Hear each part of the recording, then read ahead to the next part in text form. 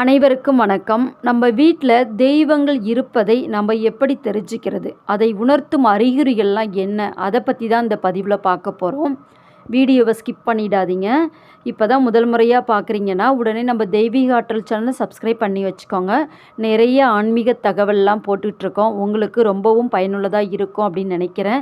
வாங்க இப்போ பதிவுக்குள்ளே போகலாம். நம்ம வீட்டில் குலதெய்வம், இஷ்ட தெய்வம், நமக்கு பிடித்த தெய்வங்கள், எந்த தெய்வங்கள் வாசம் செய்தாலும் சரி, இந்த அறிகுறிகள் இருந்தால் தெய்வங்கள் இருக்குது அப்படின்னு சொல்கிறாங்க. அதில் முதலாவது விபூதி வாசனை. விபூதி வாசனை நம்ம பூஜை ரூமை திறந்தே வச்சுருக்க மாட்டோம், க்ளோஸ் பண்ணி வச்சுருப்போம். அப்படி இருந்துமே நமக்கு அந்த வாசனை சுவாசிக்க முடியுது அப்படின்னா நம்ம வீட்டில் குலதெய்வம் இருக்குது அப்படின்றது அர்த்தம்.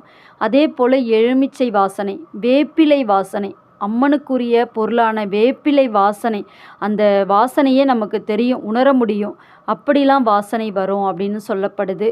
அதே போல் பூக்கள், நறுமணம் மிகுந்த பூக்களுடைய வாசனை நமக்கு சுவாசிக்க முடியுது, நமக்கு அதை உணர முடியுது அப்படின்னா நம்ம வீட்டுக்குள்ளே தெய்வங்கள் இருக்குது அப்படின்னு சொல்லப்படுது. இப்படி நறுமணம் மிகுந்த ரோஜாப்பூ, மல்லிகைப்பூ, சாமந்திப்பூ, முல்லைப்பூ, இந்த பூக்கள்லாம் பார்த்திங்கன்னா நறுமணம் அதிகமாக இருக்கும்.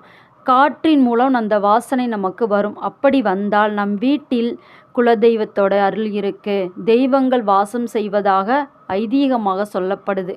அடுத்து இரண்டாவதாக பூஜைக்கு பயன்படுத்திய எலுமிச்சம்பழம். அதாவது நம்ம வீட்டில் கோயிலுக்கு போயிருப்போம், குலதெய்வ கோயிலுக்கு போயிட்டு வந்தோம் அப்படின்னா அங்கே மந்திரிச்சு எலுமிச்சம்பழம்லாம் வாங்கிட்டு வருவோம். அந்த எலுமிச்சக்கனியை நம்ம வீட்டு பூஜை அறையில் சாமி படத்துக்கு முன்பாக அந்த எலுமிச்சக்கனியை வச்சுருப்போம். அந்த பழம் காய்ந்து போயிருக்கா அல்லது அழுகி போயிருக்கான்னு பார்க்கணும். காய்ந்து போகலாம், ஆனால் அழுகக்கூடாது. அந்த பழம் நல்லா காஞ்சி சுண்டிருக்கும் அந்த நீரெல்லாம். அப்படி இருந்தால் நல்லது.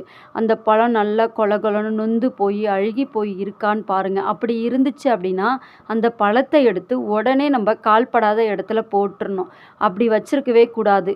நம்ம இந்த மாதிரி எலுமிச்சம்பழம் வைக்கிறோம் அப்படின்னா நம்ம வாரத்துக்கு ஒரு முறை அதை பார்க்கணும். அப்படி இருந்துச்சு அப்படின்னா அந்த பழத்தை மாற்றிட்டு நீங்கள் வெள்ளிக்கிழமைகளில் அம்மன் படத்துக்கு முன்பாக ஒரு எலுமிச்சம்பழம் வைத்து மனதார வேண்டிக்கிட்டு அந்த பழத்தை அந்த இடத்துல வைக்கலாம்.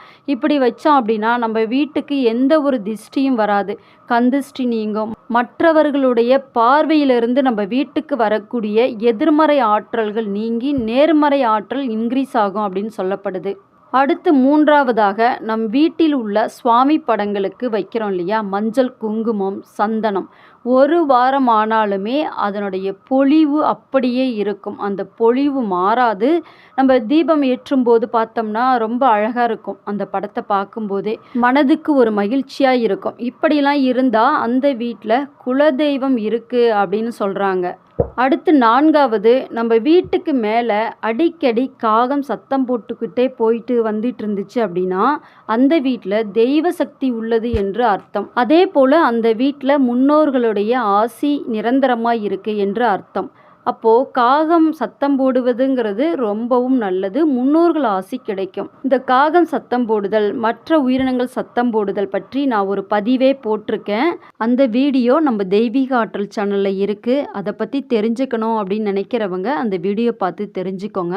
நம்ம வீட்டில் தெய்வங்கள் இருப்பதை உணர்த்தும் அறிகுறிகளை பற்றி இந்த பதிவில் பார்த்துட்டோம். இந்த பதிவு உங்களுக்குமே ரொம்பவும் பிடிச்சிருக்குன்னு நினைக்கிறேன். இந்த பதிவு பற்றிய கருத்துக்களை கமெண்டில் பதிவிடுங்க. இந்த வீடியோ அவ்வளோதாங்க. இந்த பதிவு உங்களுக்கு பிடிச்சிருக்குன்னு நினைக்கிறேன்.